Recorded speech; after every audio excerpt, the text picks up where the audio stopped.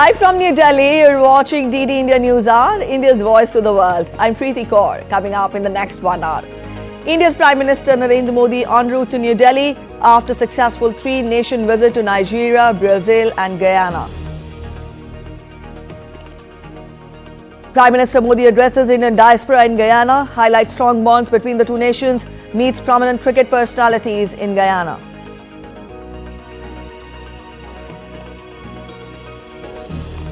Russian President Putin says Ukraine with new mid-range hypersonic missiles is a warning to the West. US President-elect Donald Trump picks Pam Bondi for Attorney General after initial pick Matt Gaetz withdraws.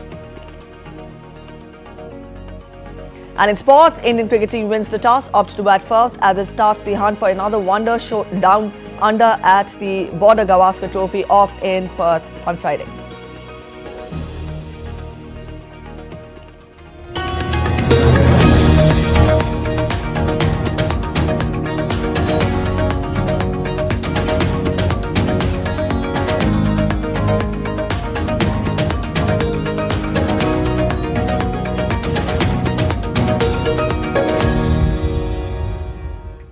After concluding his successful three-nation visit to Nigeria, Brazil and Guyana, India's Prime Minister Narendra Modi is en route to New Delhi. The Prime Minister was in Guyana on the final leg of his visit. Announcing his departure from Guyana, the Ministry of External Affairs in a post on X said that a very warm and productive state visit of the Prime Minister to Guyana has concluded. Prime Minister Modi made history as the first Indian head of the state to visit Guyana in over 50 years.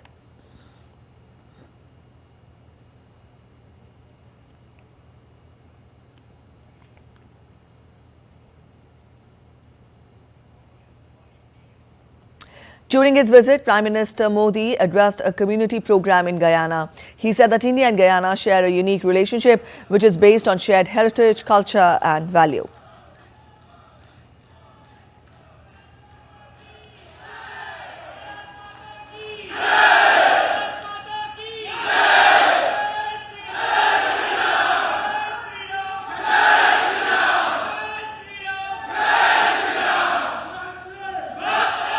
Namaskar. I have great memories of visiting your wonderful country over 2 decades ago. At that time, I held no official position. I came to Guyana as a traveler, full of curiosity. Now, I have returned for this land of many waters as the Prime Minister of India. A lot of things have changed between then and now. But the love and affection of my Guyanese brothers and sisters remains the same. My experience has reaffirmed you can take an Indian out of India, but you cannot take India out of an Indian. Prime Minister Modi also spoke about the efforts being undertaken to make state-of-the-art infrastructure in the country.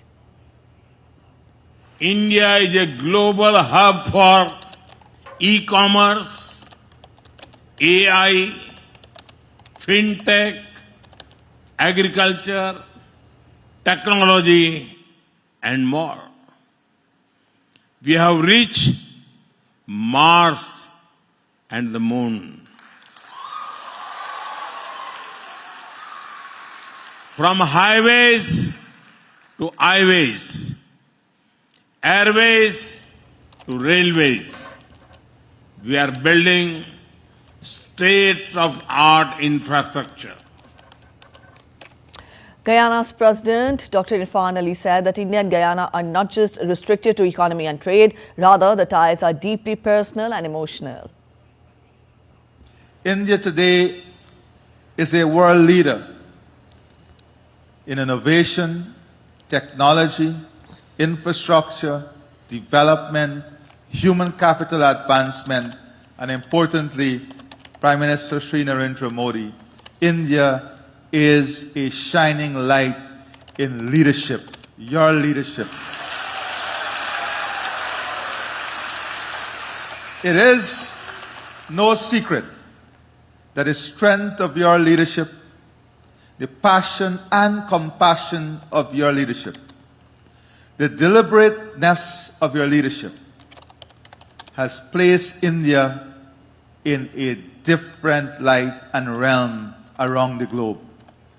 You have brought incredible respect, but more importantly, you have brought a level of dignity and pride to India that is unmatched, and we congratulate you on that.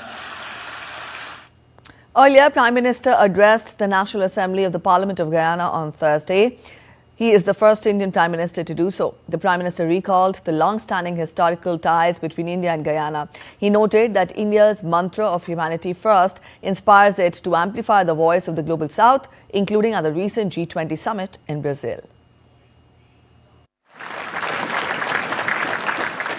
History was made as Prime Minister Narendra Modi became the first Indian leader to address the National Assembly of the Parliament of Guyana. In his landmark address, the Prime Minister highlighted the deep historical ties between India and Guyana, rooted in centuries of shared culture, values, and heritage. Expressing gratitude to the people of Guyana for the nation's highest honor bestowed upon him, he reaffirmed India's commitment to fostering global peace and unity.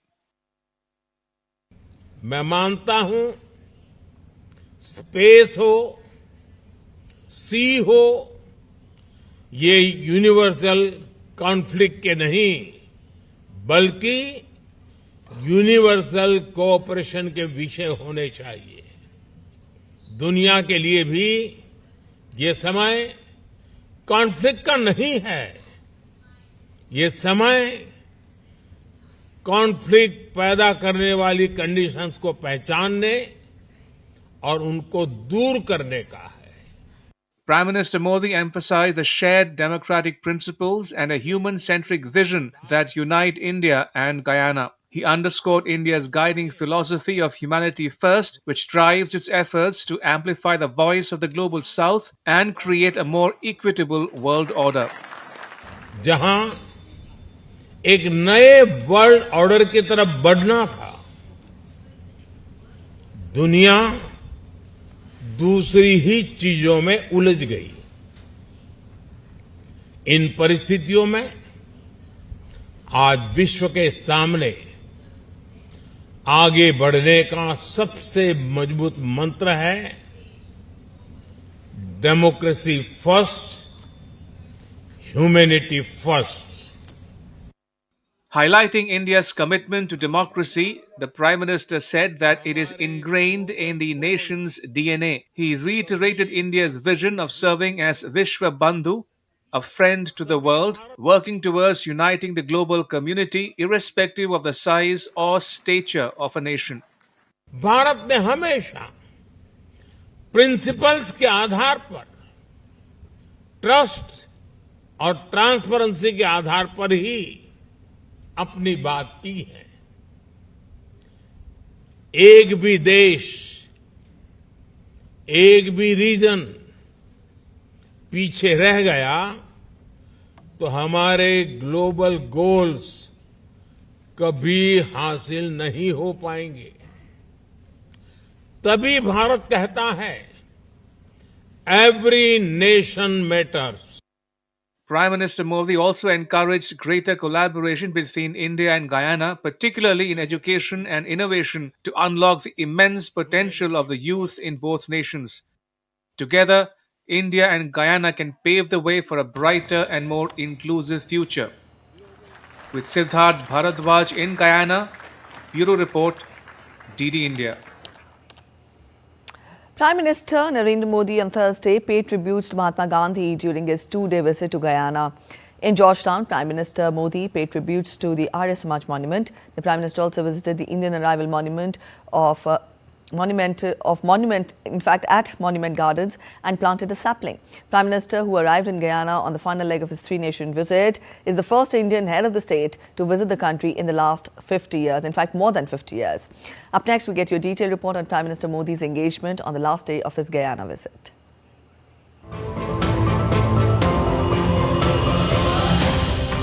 A remarkable journey comes full circle, beginning in the year 2000 when Prime Minister Modi first visited Guyana as a visitor to now receiving the country's highest honor.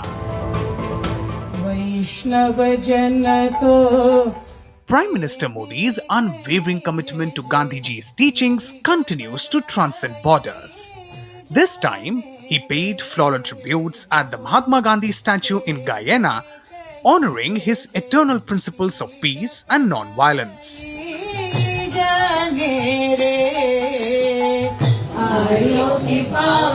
Celebrating India's deep-rooted connections, Prime Minister Modi also paid floral tribute at the Arya Samaj monument. Unveiled in 2011, the monument commemorates 100 years of the Arya Samaj movement in Guyana.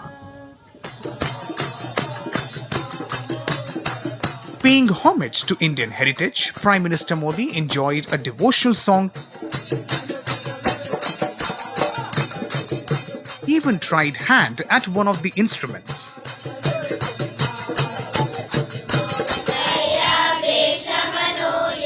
He also participated in a special prayer session by children, symbolizing the strong cultural bond between India and Guyana. A unique performance by Guyanese children further emphasized this cultural connection.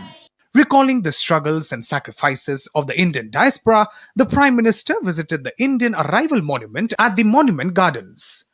The monument, a replica of the first ship that brought indentured migrants from India to Guyana in 1838, stands as a testament to their legacy. During his visit, Prime Minister Modi also planted a Belpatra sapling at the monument. Prime Minister later visited Saraswati Vidyaniketan School. He praised Swami Aksharananda ji and his team for their efforts in instilling traditional Indian values and culture in the students, contributing to their holistic education. And that's not all. Prime Minister also interacted with prominent cricketers from Guyana and the Caribbean region. Bureau Report, DD, India. An Indian Foreign Ministry official said that CARICOM leaders unanimously applauded India's initiatives and they appreciated Prime Minister Modi's special efforts to strengthen relations with them. Prime Minister Modi has proposed a 7-pillar framework to enhance cooperation between India and CARICOM. To further strengthen the India-CARICOM partnership, Prime Minister put forward 7-pillar proposals as CARICOM, as CARICOM, standing for C for capacity building, A for agriculture and food security, R for renewable energy and climate change, I for innovation, technology and trade, C for cricket and culture, O for ocean economy and maritime security, and medicine and health care. CARICOM leaders in one voice applauded these initiatives from India. They highly appreciated Prime Minister's special efforts to strengthen relations with the group. The official also spoke about a key pact signed between India and Guyana to strengthen the digital economy sector. In the area of UPI, both sides signed an agreement on India Stack, which is the entire system for all the digital applications, for both for delivery of public services to the people, as well as for payment interface, as well as identity.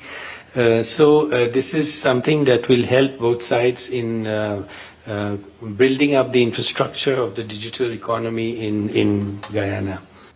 You're watching DD India News. We're heading for a short break, but after the break, we'll get you more. We'll tell you Israeli Prime Minister Benjamin Netanyahu calls the International Criminal Court anti-Semitic after the court issues arrest warrant against him and his former defense minister. At least 38 killed and several injured in a gun attack on passenger vehicles in restive northwest Pakistan. Problems further mount for Brazilian ex-President Jair Bolsonaro amid calls for his indictment of a 2022 coup.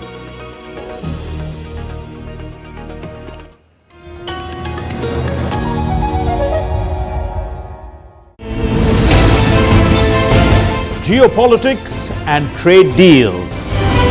Economic challenges amid development. Hard work and the path to prosperity. It's the economy, always. Between walkers, money is what money does and says. Supply creates its own demand. Between the bulls pulls and bears tears. When supply chains globalization and India rises to the podium. We'll get you centered with the Economic Brief at 8 p.m. every Thursday on DD India.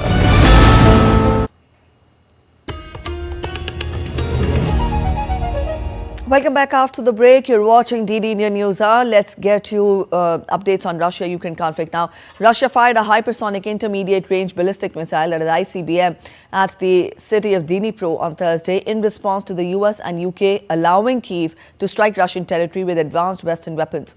In a further escalation of the 33-month-old conflict, Russian President Vladimir Putin, in a televised address, said that Moscow struck a Ukrainian military facility with a new ballistic missile known as Oreshnik and warned that more could follow. Putin also said that Ukraine conflict was escalating towards a global conflict after the US and Britain allowed Ukraine to hit Russia with their weapons and warned the West that Moscow could strike back.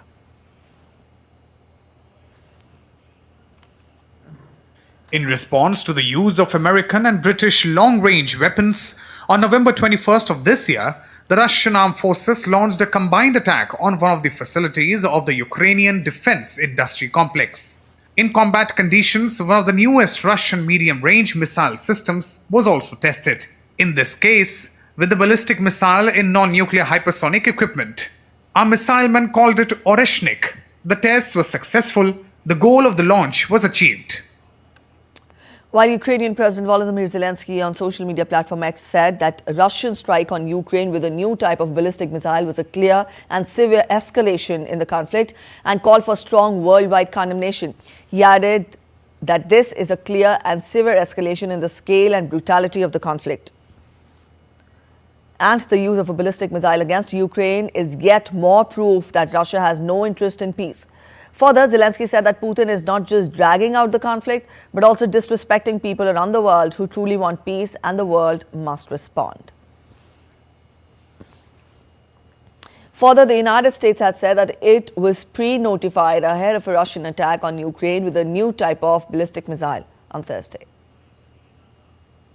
In terms of notifications to the United States was pre-notified briefly before the launch through nuclear risk reduction channels. We just rolled out another $275 million package yesterday. You're going to see more packages continue in the weeks and months ahead left of this administration. So that's what we're really focused on. All right, DD India's correspondent Amit Mukherjee is joining us with the latest. Amit, good morning. Now, we've seen how both the sides have been using advanced missiles against each other, and we do not see either of the sides relenting. Get us more as to, how far will it lead to the escalation in the conflict? Well, that's right, Preeti. In fact, ingredients for an escalation, full-scale escalation is being pumped in by all those parties who are involved in the war. And all the parties are actually blaming each other for provocation. Now, if you look at what has happened in the last 24 hours, it's basically Russia's retaliatory action towards what Kyiv had fired on it. In fact, those were US as well as British missiles, basically Storm Shadow and Attack M's, which were provided by Britain and US to the Ukraine administration. Those were being fired. Those were fired into Russia, to which Russia, of course, has retaliated with the new class of missile, which is actually intermediate range. Now, the whole thing is that there has been a lot of provocations. Of course, supply of missiles allowing Ukraine to use missiles, the long-range missiles, and of course, the latest being, a U.S. missile base which has been there in Poland, which was dormant till date. In fact, it was opened up last week. Now it is again viewed as a NATO base to protect any actions against Russia, any sort of an assault against Russia. Now that base has been opened, to which of course Russia has also responded to it, saying that it has put that particular base, which is near the Baltic Sea, again on its elimination radar. So that is being perceived as another potential base for action for any assault against Russia. So again, yeah, there are ingredients for escalation that have been pumped in, but again, we'll have to see how Russia responds to the whole issue right now. I mean, we'll have to see in the next few days and weeks. Now, the war has also already touched about the 1,000-day mark. Now, we have to see what kind of weapons are being supplied to Ukraine to further escalate this war, and to which, what would be Russia's response. Russia has, of course, made it very, very clear that it would not step back in responding, giving a very, very emphatic response to anything that comes from the Kyiv side as of now. All right, Amit, yes, we know that the conflict has touched the 1,000th day. Added to that, the damage has been unparalleled on both the sides. Get us more. Do we really see a solution in sight in the near future? Well, again, it is a matter of pure speculation, but of course, we have been seeing a lot of changes in terms of administration. Of course, we saw the recent elections that have happened in the US, and there has been a change. I mean, there will be a change in the administration when Trump administration takes over. Now, that is again, I mean, we'll have to wait till January 20th when the new presidency is actually inaugurated. But till then, it would be, I mean, we just have to watch what the response of the outgoing Biden administration is as far as this conflict is concerned, what sort of a help it is extending to Zelensky, and what is Zelensky's stance. Of course, Zelensky is leaving no stones untouched to kind of trying to show the world that this conflict has now moved beyond Russia and Ukraine, and it has reached a global level with other countries getting involved into it. And of course, Russia has also made it very clear that now it was some sort of a proxy, sort of an arrangement from Ukraine, but now with the US and Britain's, weapons being used in this war, it clearly has escalated to a global level. Preeti? All right, Amit, we'll leave it here. Thank you so much for joining in with those details.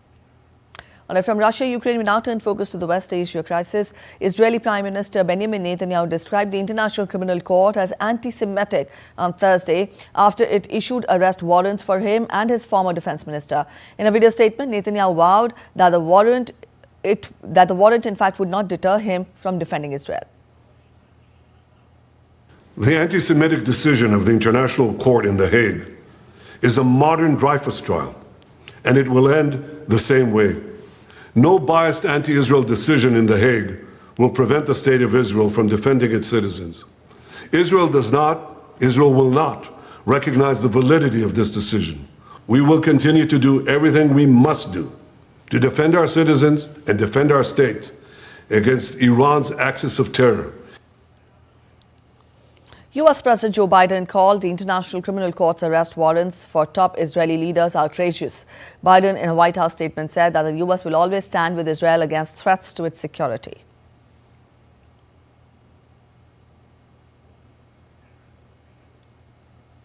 The United States rejected a decision by the International Criminal Court to issue arrest warrants on Thursday for Israeli Prime Minister Benjamin Netanyahu and his former defense chief. White House Press Secretary Karine Jean-Pierre said in a regular briefing that the U.S. is discussing next steps with its partners, including Israel. We reject the court's decision to issue arrest warrants for senior Israel officials. We remain deeply concerned by the prosecutor's rush to seek arrest warrants and the troubling process errors that led to this decision. The United States has been clear that the ICC does not have jurisdiction over this matter. In a bid to secure a ceasefire to end the Israel-Hezbollah conflict, the U.S. envoy Amos Hochstein met with Israeli Prime Minister Benjamin Netanyahu in Tel Aviv. The U.S. envoy also met with Israel's defense minister Israel caps in Tel Aviv on Thursday. Israel says its aim is to secure the return home of tens of thousands of people evacuated from its north due to rocket attacks by Hezbollah. Earlier, the U.S. envoy met with Lebanese Parliament Speaker Nabi Berri in Beirut. Berri has led mediation efforts on behalf of Hezbollah. Hochstein said on Tuesday that an end to the war was within our grasp. All right, Dear India's Jessica Taneja joins us for more. Jessica, good morning. Now we've seen how the ICC has issued arrest warrants against Benjamin Netanyahu and the former defense chief. Help us understand how grave and how binding is this development? Well, it certainly is in a sense, and if you see the developments of the last 24 hours, the Israeli strikes have continued in the city of Guyana. That particular region is packed with Hezbollah army and, of course, the current headquarters as well. Striking that particular region gives a clear message at this moment from Hezbollah that even though the ceasefire talks are in continuation and have not seen any kind of fruition till date, and as you mentioned in the report as well, Amos Hochstein, Joe Biden's special envoy to resolve the crisis and possibly arrive at a peace agreement, hasn't been able to make a lot of headway. And the negotiations that are ongoing, we do know that the hostilities would not end in the near future, as understood by the reports of injuries and the people who've been killed so far in the Israeli strikes, both in the West Bank, and it continues in Lebanon as well. And of course, the Israeli army, as you know, has been announcing for evacuation of those particular regions.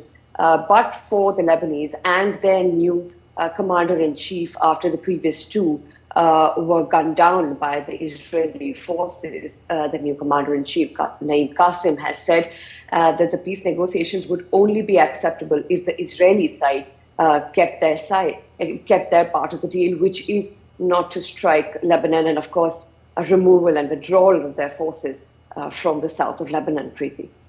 All right. Also, now that we've seen there have been calls for the war to end and how we've seen mediation efforts are continuing, get us the latest status of the efforts, and do we really see a solution in sight in the near future?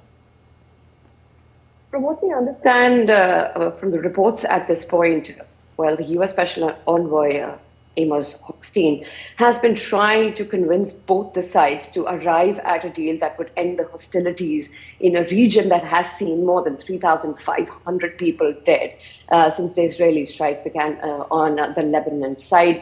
We know the hostilities from the other side, with the border in Gaza, but particularly convincing the Hezbollah side for cessation, complete cessation of activities, especially along the border in the north, as you heard the Israeli Foreign Minister Israel Katz also point out.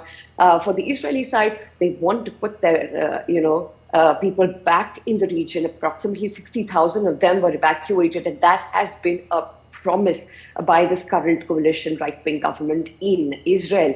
On the other hand, the Lebanese side from Hezbollah, which the negotiations seem to stick to a point where Hezbollah feels that the situation should return to what the United Nations Security Council Resolution 1701 could bring in. And that had ended the hostilities in 2006, when you remember.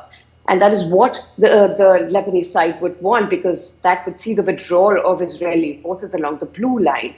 And that particular region is, of course, very important because along the Litani River is where we see this conflict currently play out, where the Israeli settlement, along with the Hezbollah fighters, have continued that conflict. So if there is a withdrawal from that particular region where the Israeli forces continue to say they will only accept a peace deal if they are allowed to supervise, in a sense, if the Hezbollah attacks, they are allowed to take any kind of military action, something the Hezbollah side will not agree. So it'll only depend on how much time the transition government of the Biden administration is able to do in the next 20 days, because in the last 1 year, those efforts have gone in vain.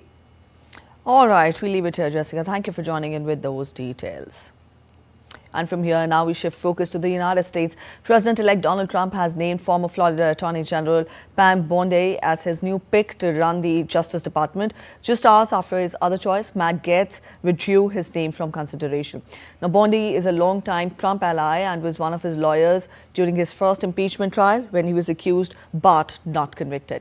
Trump's first choice, Matt Gaetz, withdrew from consideration on Thursday as concerns grew that he would not garner enough GOP support to be confirmed.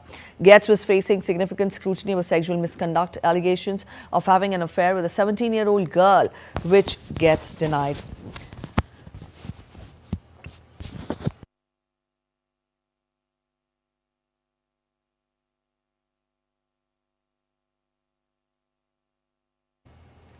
Republicans on the House Ethics Committee voted on Wednesday not to release the results of their investigation into him.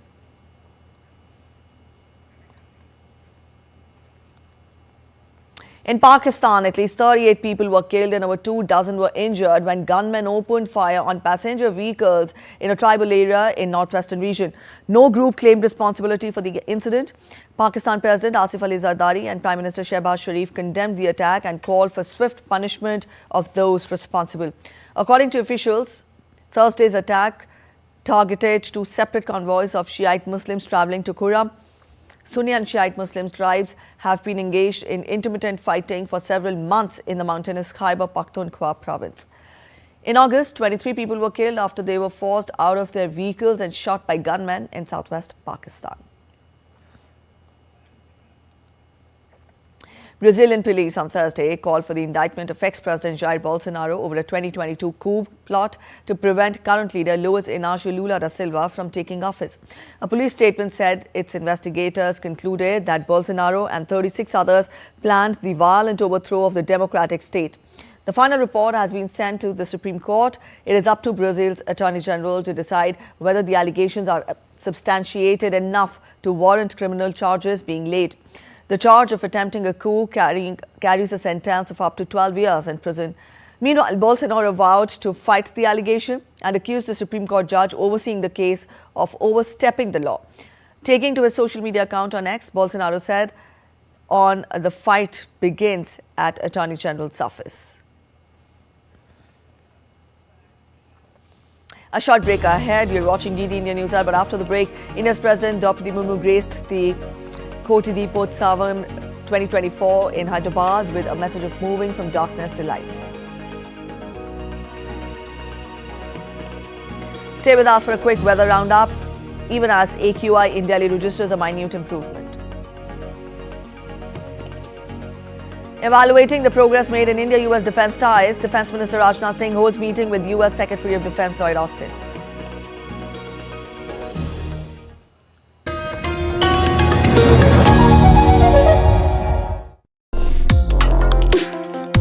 Complex issues, hidden agendas, twists and turns, strategic games. We think all dots are linked. We just need to connect them. Join me every week as I connect the dots to unravel hidden designs in statecraft, mysteries, and decode issues that matter to you. Watch Connecting the Dots with me at these times on DD India.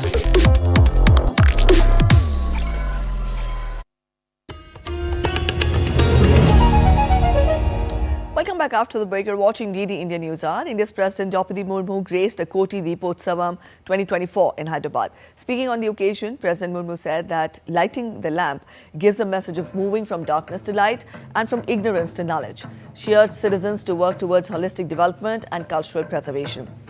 The President noted that today India is moving ahead with the goal of holistic and inclusive development, adding that to achieve this goal, we will have to move ahead together and contribute to the creation of a developed India.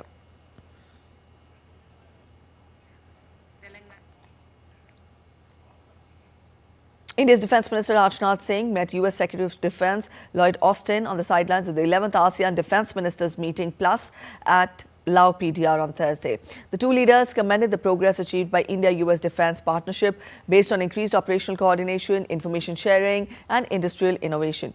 Both sides recognized the remarkable progress made under the US-India Defense Industrial Cooperation Roadmap, including the ongoing collaboration to advance priority co-production arrangements for jet engines, munitions and ground mobility systems.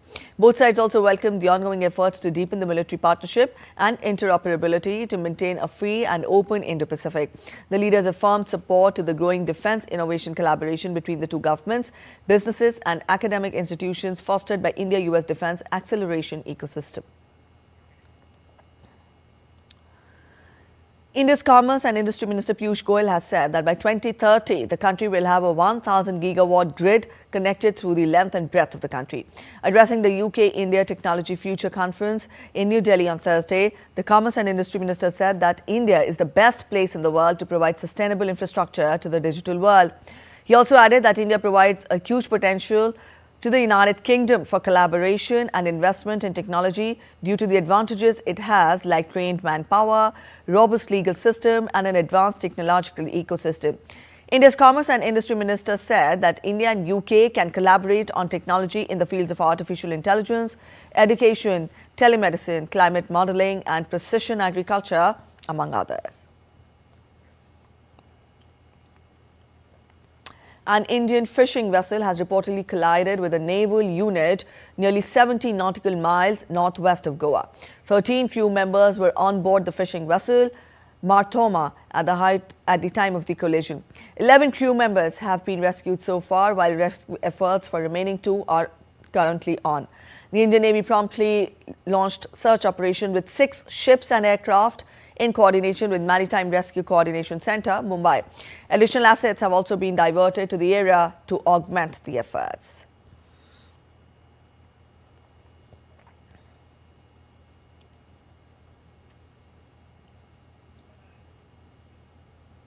Let's get to weather updates now. We get to updates on India's capital, Delhi first. After days of severe plus air quality, the AQI in the national capital slightly improved and dropped to the very poor category. A thin layer of smog engulfed several parts of Delhi, reducing visibility. The Delhi government is taking various steps to mitigate air pollution levels. According to the data of Central Pollution Control Board, the air quality index recorded in Delhi is 369, categorized as very poor as at 6 a.m. on Friday. Meanwhile, in an effort to curb pollution levels, the New Delhi Municipal Corporation carried out night cleaning and sweeping of roads at several locations in the national capital.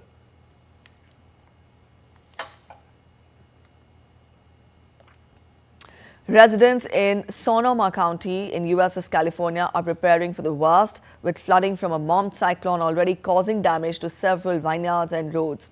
The National Weather Service warned that high wind gusts were expected on Thursday evening and risks of flooding, mud and rock slides remain throughout the region.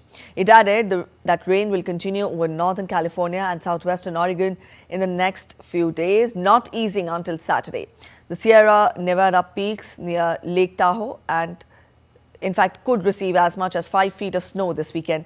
Bomb cyclones happen when a cold polar air mass meets warm tropical air, causing the storm to rapidly intensify in 24 hours or less, and the process is known as bombogenesis.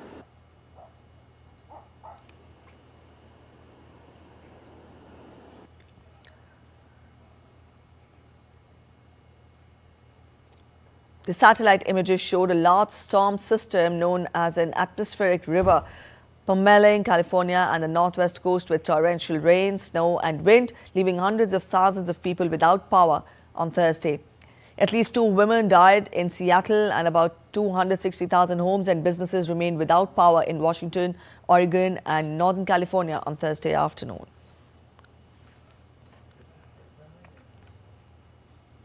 Meanwhile, Canadian utility workers assisted Puget Sound Energy, a regional electrical utilities provider, in restoring electricity to Western Washington state after hundreds of thousands of people lost power in bomb cyclone storm. Crews were working long hours to help turn lights back on in homes and businesses. The workers traveled across the US-Canada border from British Columbia to help with the efforts. Over 300,000 people remain without power in Washington, Oregon and Northern California. Puget Sound Energy spokesperson Melanie Kuhn said that this was one of the most severe storms in a decade. This was one of the most severe storms we've faced in over a decade. We had over 500,000 out of power, and those are just our customers. We've been watching the next weather system coming in, and on Friday morning is when it's supposed to hit. It's not supposed to be as strong as the one we had on Tuesday. However, Tuesday's winds were hugely high winds, and they put a lot of stress on the trees. So even though Friday's winds may not be as heavy, those trees are stressed. You're watching DD India News. We're heading for a short break, but after the break, the Reserve Bank of India and the Maldives Monetary Authority signed pacts to promote use of local currencies.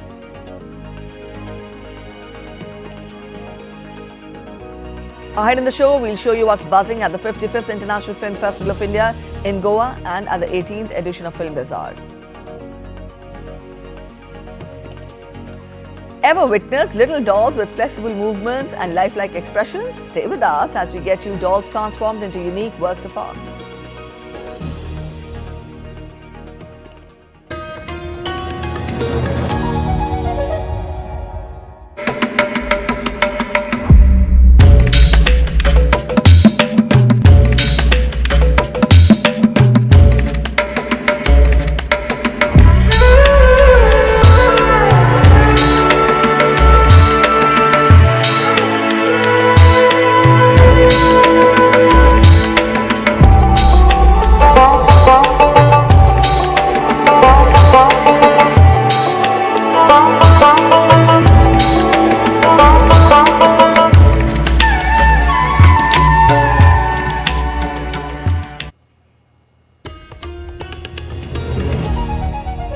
Welcome back after the break. You're watching DD India News Hour. Let's get to updates from IFFI now. The 55th International Film Festival of India, which is currently underway in the coastal state of Goa, is buzzing with filmmakers, producers and young content creators who have come together for the 18th edition of Film Bazaar. Deepika Mehto has more from Goa. Take a look.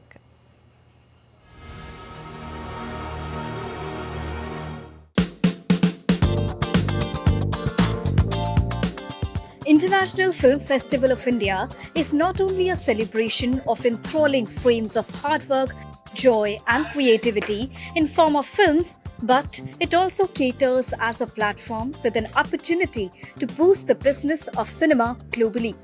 With this aim, the 55th edition of IFFI launched the 18th edition of Film Bazaar. This unique initiative offers a B2B platform aimed at promoting the South Asian films to an international and national market. One of the prominent features of Film Bazaar is the viewing room, which is a paid platform provided to the filmmakers to individually promote their film to international film festivals and world sales agents along with the buyers. Carter Plisher, the organizer of Creative Minds of Tomorrow, shared his views on this unique initiative. We at Shorts TV have been working with the NFDC to put together a part of the Film Bazaar. And the part of the Film Bazaar that we do is the Creative Minds of Tomorrow. We work with the government to select the 100 best young filmmakers from across the country and to bring them here during the Film Bazaar and turn them loose to make 5 short films in 48 hours. And it's very exciting. There are 20 people per team, 5 short films, 48 hours. And that's what we're doing. And we have hundreds of filmmakers, lots of members of the filmmaking community are here to support them.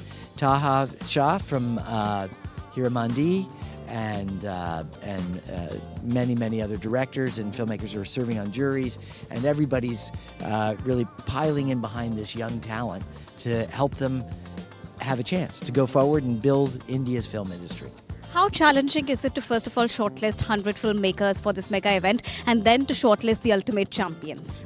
Well, so the first, it's 100 filmmakers. We get thousands of entries. It's very exciting. There are juries here in Delhi and in Mumbai go through all the filmmaker submissions and actually make the selections and the recommendations. And we help them in the final sets of selections.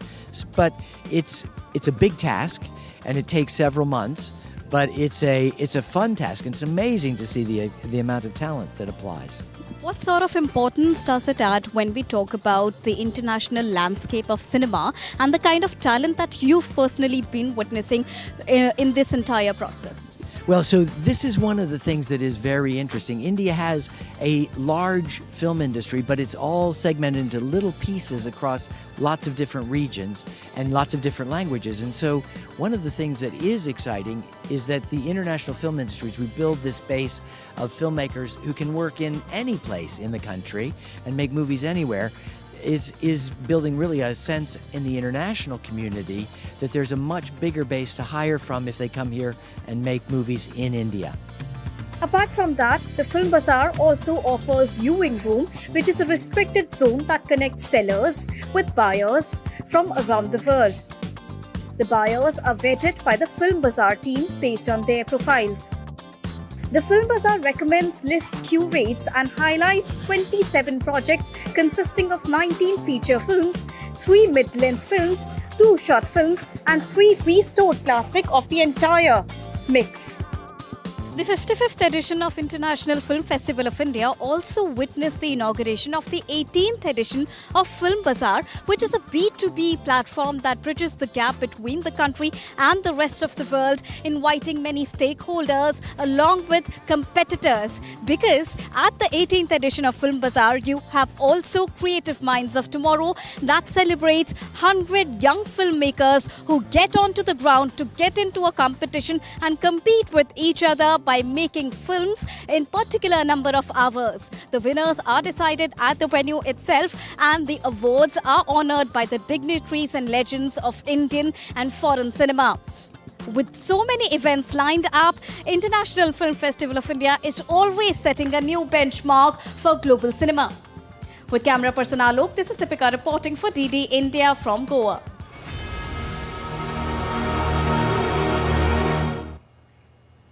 And the Reserve Bank of India and the Maldives Monetary Authority on Thursday signed an agreement in Mumbai in the western Indian state of Maharashtra, establishing a framework to promote the use of local currencies for cross-border transactions. The Memorandum of Understanding was signed by Governor of Reserve Bank of India, Shaktikant Das, and Governor of Maldives Monetary Authority, Ahmed Munawar. Use of local currencies, the Indian rupee and the Maldivian rufiya, in bilateral transactions will contribute in promoting trade between India and Maldives, along with deepening financial integration. Japan is considering spending nearly $90 billion from its general account to fund a new stimulus package. According to a government document, the package is aimed at mitigating the impact of rising prices on households.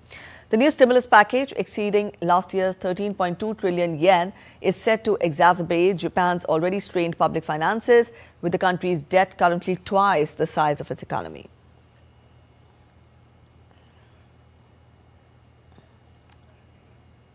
Let's get to sports updates now. The Indian team lost early wickets in the opening day of the first test against Australia in the 5-match test series at Perth's Optus Stadium. Indian side is being led by captain Jasprit Bumrah, and for the first time in the history of Border Gavaskar Trophy, 2 fast bowlers, Bumrah and Pat Cummins, are captaining the 2 sides. India has won the last 2 test series in Australia, but enters the series after a surprising 0-3 loss at home to New Zealand. Historically, India has struggled down under, winning only 9 of the 52 tests played there. Winning only 9 and in fact losing 30 and also drawing 13. Notably, 4 of those victories came in the last 2 tours.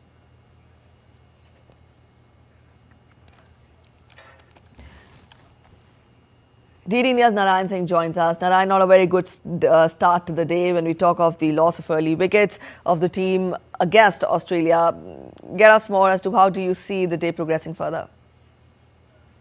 Good morning, Preeti. If you take a look at this match, we know that when we talk about the India versus Australia rivalry, it's the premier rivalry in the modern cricket, and it's a important series for the Indian context, not only for the World Test Championship trophy, but also because recently, as you mentioned, that India first time get whitewashed in the 3-match series against New Zealand. And in that context also, to boost the morale of the players is very important. And Indian players, the way they started, it's not up to the mark as the Yashasvi Jaiswal, who was the main player we are looking so that India can win again a series in the Australian condition. He got out early, and after that, Devendra Pandikal, who was also the team member of the India A team, he also lost. So not a good start here, we can say that. And the kind of team, the playing 11 assembled here by the selectors, it is rather than looking a test match team, it is looking a white ball team. And leaving Jadeja and Ashwin, both of them, it's a big shocker, because we know that last time, I don't know when both of them are not the part of the playing 11, especially in the test matches. So we can say that leaving these two veterans of the game, especially Jadeja, we know that not only with the ball, with the bat too, he's a stroke maker. And the selectors here have tried to to give a batting depth to the Indian team, just like the T20 matches. They bought Harshit Rana here, Nitish Kumar Reddy, both are we know that the all-rounders and can bat too. But in such condition, we know that batting in Australia, batting at the stadium like Optus Stadium, which is we can say that a newly built stadium. So we need some experience too here. If your top order collapses early, then at the bottom, towards the end, in the middle order towards the lower, and we need some players who can give resistance to that debacle. And especially, we know that we have the talent. Virat Kohli is there. All the Australian media was talking about the Virat Kohli. And we know that what kind of performance Virat Kohli has given down under. He has scored 6 centuries in the 13 matches at an average of 54. And here at the Waka also in 2018, he scored a fantastic knock against the best bowlers in the world. So all eyes will be on Virat Kohli and Rishabh Pant, so that India can bounce back in the opening test. And this match is very important. If India wins the opening match, definitely it's a morale booster for them, because if they lost the first match, definitely Australia will come very aggressively. All right, Narayan, we leave it here. Thank you for joining in, and let's see how the day ahead, and in fact the day, pans out. And charming little dolls, seemingly simple toys, have been transformed into unique works of art featuring flexible movements and lifelike expressions. Bhutinda, a talented young artist from Vietnam, has gained recognition for his high-end ball-jointed dolls, which have attracted significant attention and demand from international clients. The 20-year-old artist has spent 9 years perfecting the art of ball-jointed dolls, which mimic real human postures with flexible ball joints.